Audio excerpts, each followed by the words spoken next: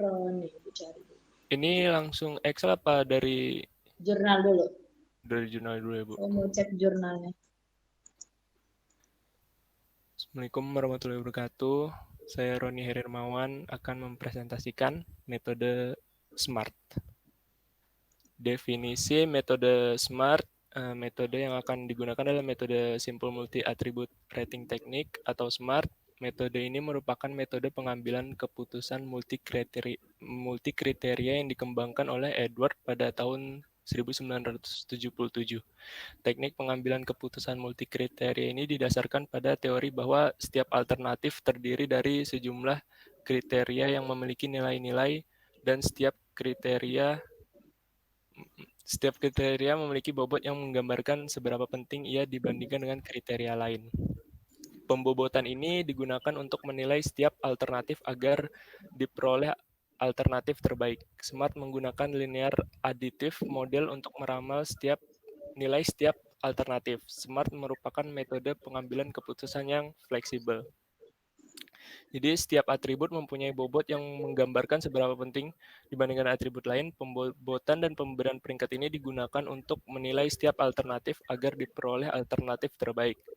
Pembobotan pada metode Simple Multi Attribute Rating Technique atau SMART menggunakan skala antara 0 sampai 100 sehingga mempermudah perhitungan dan perbandingan nilai pada masing-masing alternatif berdasarkan Novriansyah tahun 2017. Untuk pembahasan studi kasus SMART bersama implementasi perhitungannya, model yang akan digunakan dalam perancangan sistem pendukung keputusan penentuan penerima beasiswa dengan menggunakan metode Simple Multi Attribute Rating Technique. Udah boleh langsung Excel-nya? Tahapannya mana? Tahapannya yang pertama, tentukan kriteria yang digunakan dalam penentuan beasiswa. Kedua, tentukan alternatif yang diinginkan. Ketiga, ranking kriteria dan berikan bobot berdasarkan kriteria paling penting dan kriteria paling tidak penting. Kriteria paling penting disetkan dengan bobot 100 dan yang paling tidak penting disetkan dengan nilai 10. Cari nilai rata-rata. Keempat, cari nilai rata-rata bobot kriteria berdasarkan yang paling penting dan paling tidak penting. Kelima, berikan bobot kepada setiap alternatif berdasarkan setiap kriteria. Bobot alternatif dalam skala 0 sampai 100. 0 sebagai nilai minimum dan 100 sebagai nilai maksimum dalam pembobotan alternatif.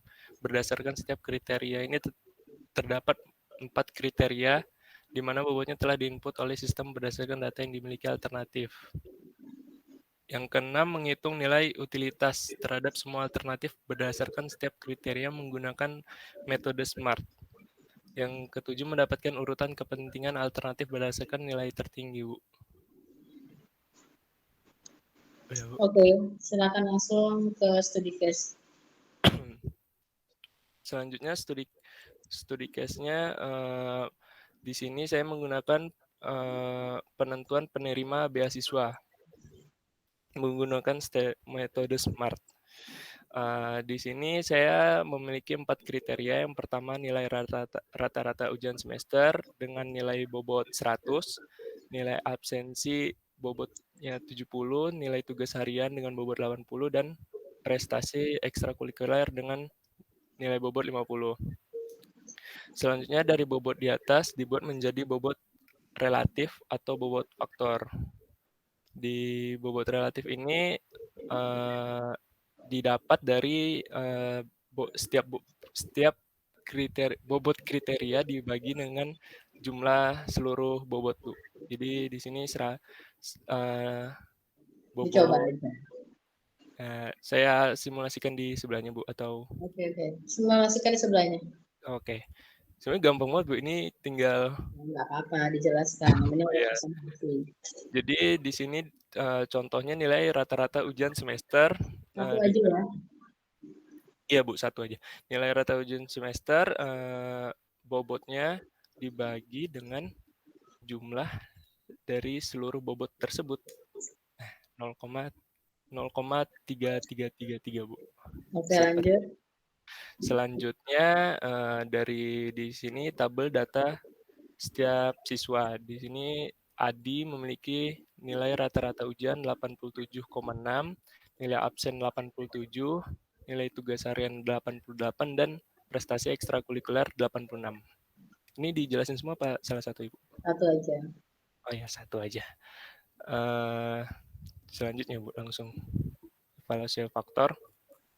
Di sini menghitung evaluasi faktor untuk ADI dari nilai rata-rata ujian. Ini disimulasikan ya, Bu? Maaf, saya Iya. simulasikan. Nilai rata-rata ujiannya didapat dari nilai maksimum kriteria di sini yang ditentukan di jurnal untuk nilai maksimum nilai rata-rata ujian 90 dan nilai minimumnya 60. Oke. Oke, jadi 90 Tadi 1 sampai 100, ini 80 sampai 90 ya. Nilai maksimumnya 90, nilai minimumnya 60, Bu, untuk 60. Oke. ya, nilai rata-rata ujiannya. Dikurang dengan nilai rata-rata ujian untuk kriteria tersebut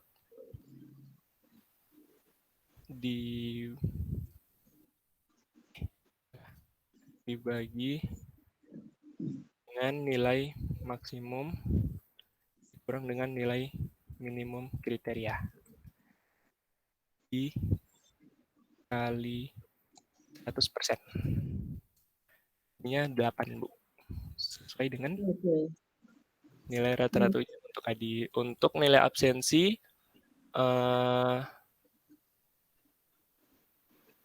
nilai maksimum dan nilai minimumnya sama seperti nilai rata-rata ujian dan cara perhitungannya sama, Bu. Itu disimulasikannya, Bu. Jadi 90 untuk nilai maksimum kriteria kedua dikurang dengan nilai absensi ADI, nilai absensi ADI dibagi nilai maksimum dikurang dengan nilai minimum kriteria dikali 100%. 10. Oke, next. Evaluasi faktor. Evaluasi faktor untuk nilai tugas harian, Bu. Di sini nilai maksimumnya 90 dan nilai minimumnya 70. Saya simulasikan untuk nilai maksimum 90 dikurang dengan nilai tugas harian ADI. Jadi yang untuk bobot faktor sama bobot evaluasi ya? Iya, Bu. Oke. Nanti habis ini bobot evaluasi. Nilai tugas harian ADI dibagi dengan nilai maksimum dikurang nilai minimum dikali 100%. Untuk nilai prestasi ekstrakurikuler itu sama. Lanjut aja ke bawah. Langsung yang ada bobot faktor sama bobot evaluasi. Langsung menghitung bobot evaluasinya, Bu. Iya. Dari nilai rata-rata ujian aja. Nilai rata-rata ujian. Untuk ADI itu. Itu kan ada tuh 8. Cari bobot faktor sama bobot evaluasi. Bobot evaluasi nilai rata-rata ujian untuk ADI itu dicari dengan, saya simulasikan, dicari. Itu untuk yang 8 ya. Sebelahnya 8 itu aja. Bobot faktor. Bobot faktornya ini didapat dari yang bobot relatif, Bu. Ini sama bobot faktor itu sama kita cari bobot evaluasi, masukin aja di situ. Dari bobot di sini, Bu. Bobot evaluasinya, evaluasi faktor ADI yang dihitung sebelumnya dikali dengan bobot faktor yang dihitung pertama. Jadinya 2,64 dibulatkan. 2,66, Bu. Oke. Seperti itu. Nilai selanjutnya, Bu. Nilai selanjutnya sama seperti sebelumnya.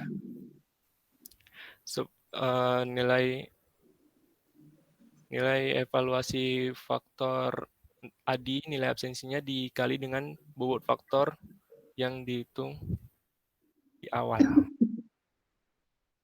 Dikali dengan 0,23. Oke, Gitu. silakan langsung ke faktor, sudah tuh. Sudah, Bu. Sekarang perhitungan smart-nya setelah hasil yang didapatkan tadi. Setelah hasilnya didapatkan, semuanya dijumlahkan bobot evaluasinya.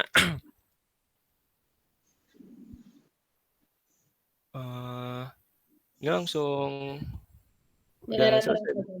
Nilai Nilai rata-rata untuk 4 alternatif. nilai rata-rata untuk 4 alternatif di atas. Adi mendapatkan 8, Betty mendapatkan 6, Chandra mendapatkan 16, dan Dian mendapatkan 18. Dari awal ini ya. Sorry. Iya, Bu. Kita Ini udah masuk sekarang. singkat banget memang. Coba sebelahnya itu. Yang mana, Bu? Oh, beda ya. Oh, iya saya agak ini, Bu, apa? Nambah rumusnya aja di sebelahnya. Biar jelas. Oke, silakan dijelaskan. Seperti yang saya jelaskan tadi, nilai rata-rata ujian ini rumus untuk menghitung evaluasi faktor ADI di setiap kriterianya, Bu.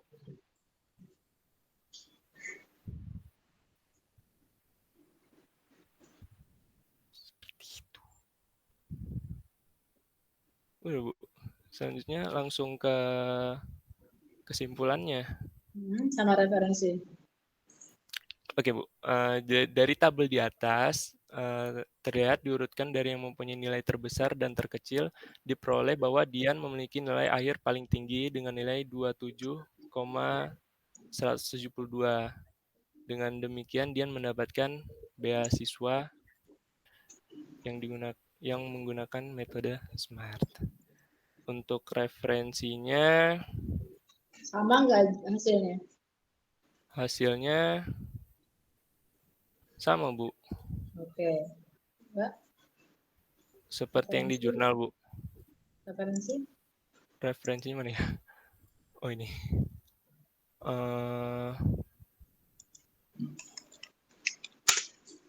Nilai akhirnya ada di sini. Kecil sekali. 27,172 untuk Dian.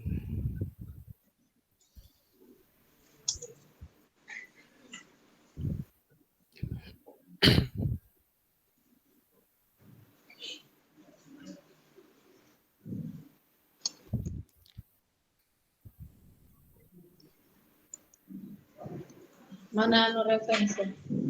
Referensinya dari ini semua referensi, Bu, saya Nggak, satu aja yang dipakai aja. yang dipakai itu dari pendukung keputusan penentuan penerima beasiswa menggunakan metode SMART atau Simple Multi Attribute Rating Technique. Teknik Informatika STMika Budi Dharma Medan. Nur Hasanah 2017. Oke. Udah, Bu. Sudah. Oh ya.